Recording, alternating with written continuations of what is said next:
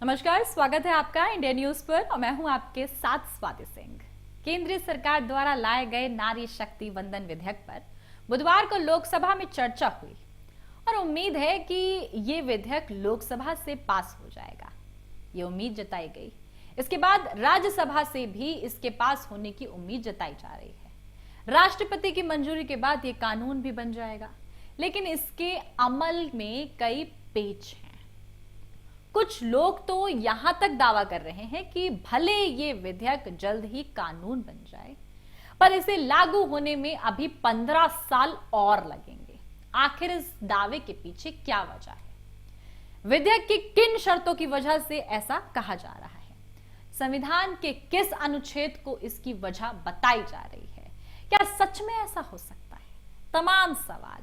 क्या विशेषज्ञ इसे लेकर कुछ नई बात बोलते हैं? चलिए जान लेते हैं क्यों फंसा ये पेच। नारी शक्ति वंदन विधेयक में इसके कानून बनने के बाद इसके प्रभावी होने की 2 शर्तें रखी गई। इसके मुताबिक महिला आरक्षण विधेयक के पास होने के बाद होने वाली जनगणना के बाद लागू होगा और कानून बनने के बाद होने वाली जनगणना के बाद आरक्षण लागू करने के लिए नए सिरे से परिसीमन शायद साफ तौर पर यह होगा और परिसीमन के आधार पर महिलाओं के लिए 33% सीटें आरक्षित की जाएंगी। ये महिला आरक्षण 15 साल तक दिया जाएगा। विधेयक पेश करते कानून मंत्री साफ तौर पर किस तरीके से बताते हैं, वो बोलते हैं सोशल मीडिया देखा गया कि सरी 2021 की जनगणना होती है तो लगभग 2029 के चुनाव में भी तो इसे लागू किया जा सकता है। विधेयक के प्रबंधन के मुताबिक ऐसा नहीं दिखाई देता। दरअसल इसमें जो 2 शर्तें हैं उसमें जनगणना के साथ परिसीमन की भी शर्त रखी गई है। संविधान का अनुच्छेद 82 कहता है कि 2026 के बाद जो जनगणना होगी उसके बाद ही लोकसभा सीटों का नए सिरे से परिसीमन होगा। ऐसे में लगभग 2026 के बाद 2031 की जनगणना होगी, इसके बाद ही परिसीमन हो सकता है। आर्टिकल लगभग 82 कहता है कि हर जनगणना के बाद लोकसभा और राज्य विधानसभाओं का नए सिरे से परिसीमन होगा। हालांकि 1971 के बाद लोकसभा सीटों के नए सिरे से परिसीमन पर रोक लगा दी गई।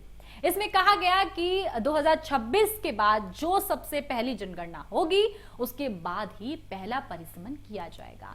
इससे पहले तक 1971 की जनगणना के आधार पर ही राज्यों की सीटों का कोटा चलता रहेगा। क्या राज्यों की विधानसभाओं में भी ऐसा ही है?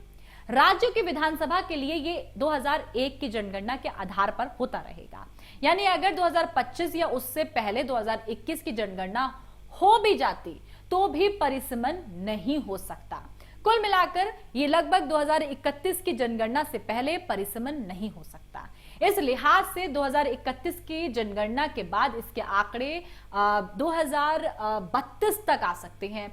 उधर लोकसभा में बोलते हुए भाजपा सांसद निशिकांत दुबे कहते हैं कि ये देश संविधान से चलता है। संविधान के अनुच्छेद लगभग 82 में कहा गया है कि 2026 तक सभी चीजों को हमने फ्रीज कर दिया है, सरकार इसे तुरंत लागू कर सकती है। तो ये तुरंत सुप्रीम कोर्ट में जाएगा और कोर्ट इसे असंवैधानिक करार दे देगी। उन्होंने कहा कि सरकार संवैधानिक तरीके से लागू करना चाहती है। इस विधेयक को पहले ही सरकार की तरफ से लॉलीपॉप की तरह घुमाना नहीं चाहती है। ऐसे में इस विधेयक को लेकर क्या कुछ जानकारी आती है? तमाम अपडेट के लिए हमारे साथ बने रहें, देखते रहें इंडिया न्यूज। धन्यवाद।